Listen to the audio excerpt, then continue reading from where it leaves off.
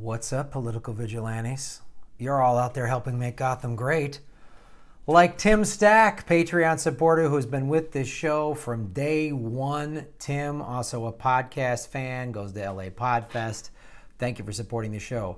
He's a Patreon supporter at the $5 level. You get to submit articles like this for me to cover. He's been really instrumental, Tim Stack has, in sending us information about fracking, and mainly in Colorado, where he's from, and giving us more information about that horrifying business. So there's DeSmog.com, which is clearing the PR pollution that clouds climate science, which is a fine website. This is pretty amazing. So flip this well, how fracking company CEOs get rich while losing billions. And this article is fantastic, showing how awful these people are. It's really, it's unbelievable. And it's in the show notes below. Please read the whole thing. What they do is they get people hyped up about, and I'll go into the specific guys that do this. They get people hyped up about fracking, and they do all this, and then it says it loses money, and then they sell the company for a profit. They get taxpayer, but they get incentives. It's insane. There is also read this, there's a federal policy that has enabled the fracking industry's $200 billion loss. Okay?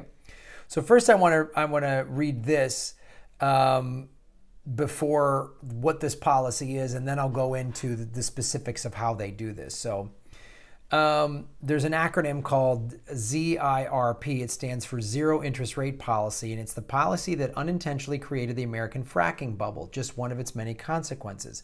And while most people may not know much, if anything, about ZIRP or the Federal Reserve, Fed, it is likely that they are aware of the impact this policy has on their own lives.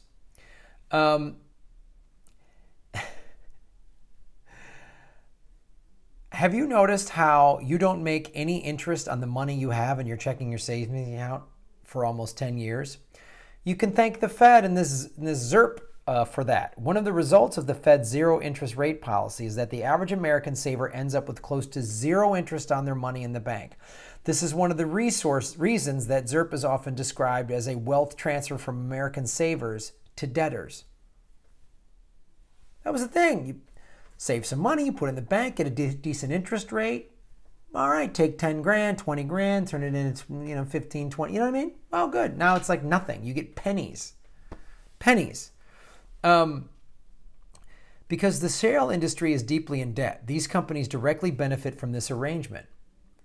And you'll see this rate for certificates of deposit, CDs, since 1980, which were historically safe investment. In 1985, they were like upwards of 12%. Now they've been just around zero, less than 1%.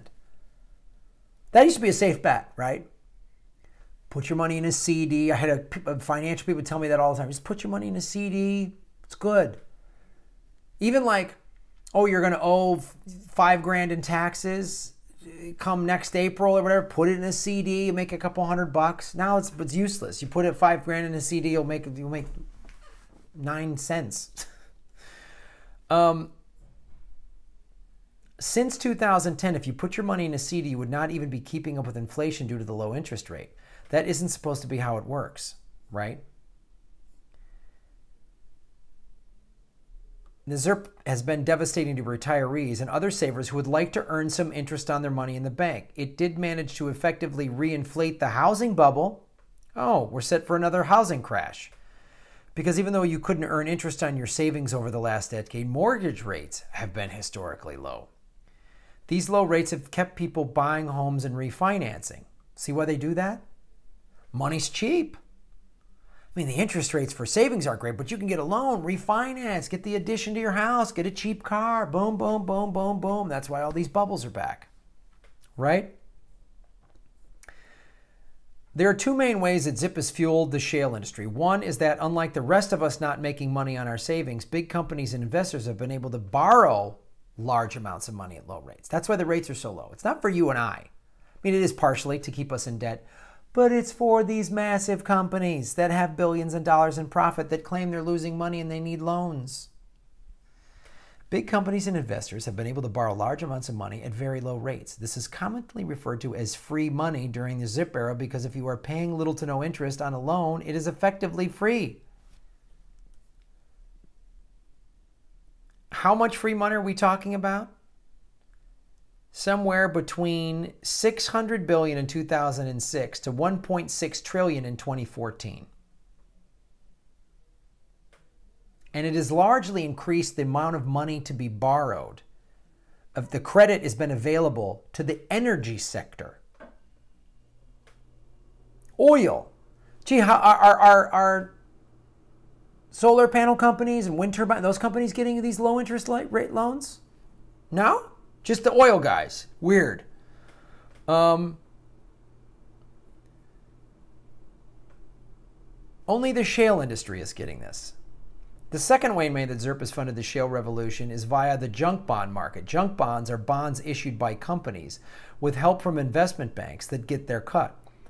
They have credit ratings below investment grade. To be an investment grade bond requires a certain level of confidence the company will pay back both the interest and principal of the bond through good times and bad. Because there is a lower chance of a junk bond issuer being able to pay back interest and principal, those bond reward investors with the promise of higher returns. They lose out because they invested in junk.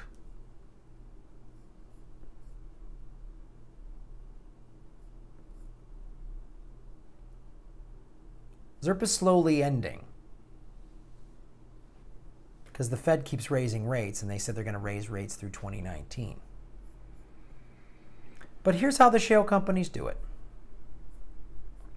So the sale, here's what happened. The fracking company Halcon Resources announced a new strategy that was sold as the path to profits for the previously troubled shale oil and gas firm. The company had sold its stake in the Bakken oil fields in order to double down on the Permian shale in Texas. At the time, Reuters touted the deal as a stunning turnaround for CEO Floyd Wilson, and the good news immediately drove up the Halcon stock price by 35%. Corporate media, very helpful. The move was part of a familiar formula for those in the shale industry, which uses a horizontal drilling and hydraulic fracking to release oil and gas from shale formations. Borrow lots of money, drill lots of fossil fuels at a loss, flip the company for a profit. So ZIRP allows them to borrow all this low interest money, right? They drill lots of fossil fuels and they say, oh, we lost money. And then they sell the company for a profit. Isn't that great? Because we all know that the oil industry needs some help. They need some low interest loans. Like, don't give it to small business owners. Don't give it to green technology. Give it to those godless fucks in the oil industry. As the Reuters article points out, Wilson's ultimate goal is to create excitement about the potential of his Permian Basin wells and then flip Halcon just as he flipped other shale firms. Focusing on the Permian could help Wilson achieve his long-held dream of selling Halcon to the highest bidder. He's made his name, this Wilson guy. He's done this before, right? He sold Hugton Energy to fracking giant Chesapeake Energy for big profits, flipped the company 3Tech to Plains Exploration and Production, and then sold his company Petrohawk to energy giant BHP. The later sale was a big and necessary win for Wilson. As one analyst told Deal Book at the time, Petrohawk tapped practically every source of capital that it could. When you run out of people willing to lend you money, it's time to flip. The rest of the article, you can read, he did this in 2013. He did this in Tuscaloosa in 2014. He's been rewarded for bankruptcy. Halcon's now reborn. I mean, this is just how it goes.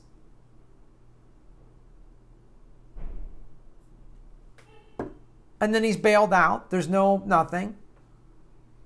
This is another way the American corporate banking system has screwed us over.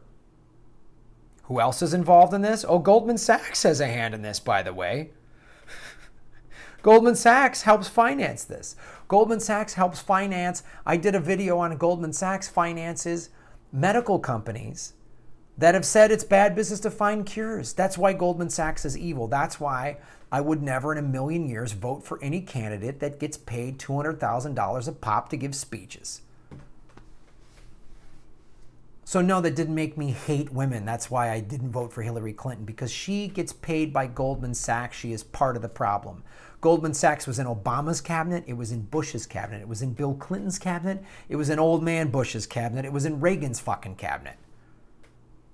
This is why I will not support corporate Democrats at all, because them and the Republicans are the same, and they've let this shit happen. They're screwing people over. There could be this trillions of dollars in low interest loans for you or I to run a small business. And if you use green technology and hire American labor, you get even more incentives. That they could do that. No, nope. These guys get breaks, the private prison industry gets breaks, and you and I are fucking screwed. Because giant corporations will screw you over any chance they get. Thank you for supporting this show. All right? Go to the Patreon. You can send articles like this. You get bonus content. And go to the Progressive Comedy Tour. Ron Placone and I are going to Tennessee, Alabama, Kentucky, North Carolina, and Georgia, June 20th through the 24th. All the links for all the tickets are at grahamelwood.com in the show notes. Thanks for watching.